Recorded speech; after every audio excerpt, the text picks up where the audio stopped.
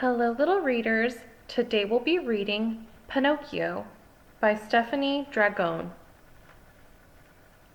Once upon a time, there was a lonely old man called Geppetto who had no children. Geppetto wished that he had a son to love and keep him company, so he carved himself a puppet that looked just like a little boy. He called his puppet Pinocchio. But things didn't go quite as planned. Pinocchio didn't want to stay at home with Geppetto. All he wanted was to have fun and adventures, so he ran away. After some time, naughty Pinocchio came home.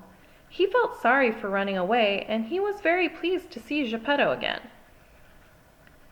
As Pinocchio ate the food that Geppetto had lovingly prepared for him, he heard a tiny voice.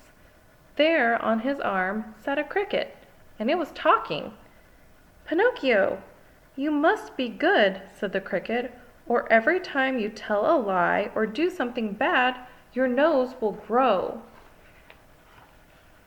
For a little while, Pinocchio was happy to be home again. He promised Geppetto that he would be good and that he would go to school every day. Geppetto was very poor, so he had to sell his coat to buy Pinocchio an ABC book for school, but he didn't mind. He loved Pinocchio. The next day, Pinocchio was on his way to school when he heard music. In the middle of the village square stood a puppet theater. "If only I could see the puppet show," sighed Pinocchio, "but I don't have any money." Then he had a great idea.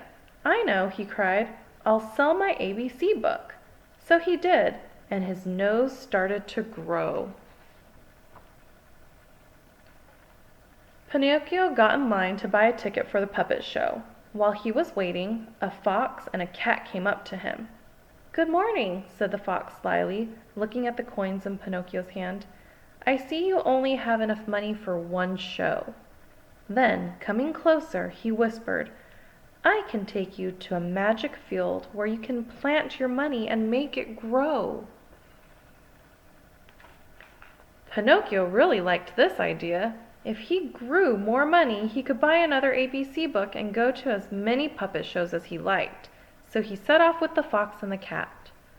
Soon they stopped for a rest. As the sleepy fox and cat began to snore loudly, the cricket suddenly appeared again.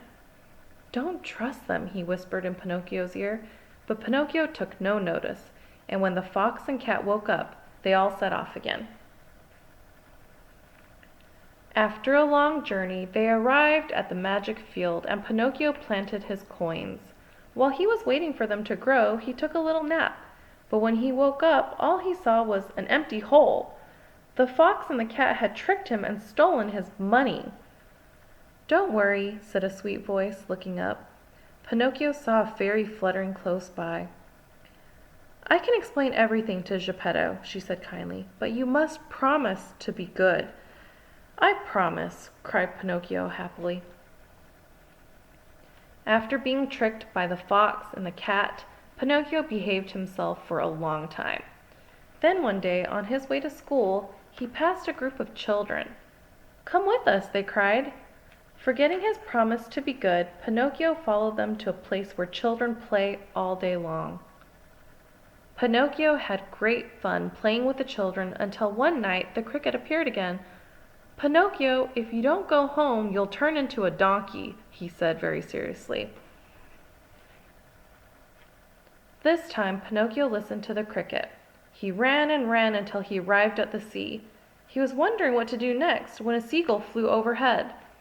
"You must help Geppetto," cried the seagull. "He set off in a boat to find you, and a huge fish swallowed him."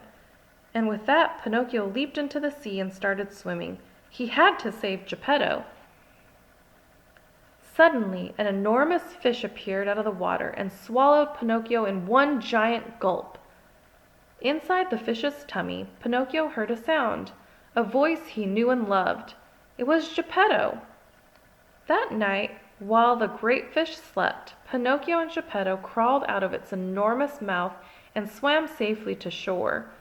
Then they made their way home together. From that day on, Pinocchio went to school every day, and he was always good. One day, the fairy came to visit. "I think it's time to reward both of you," she said, and with that, she turned Pinocchio into a real little boy.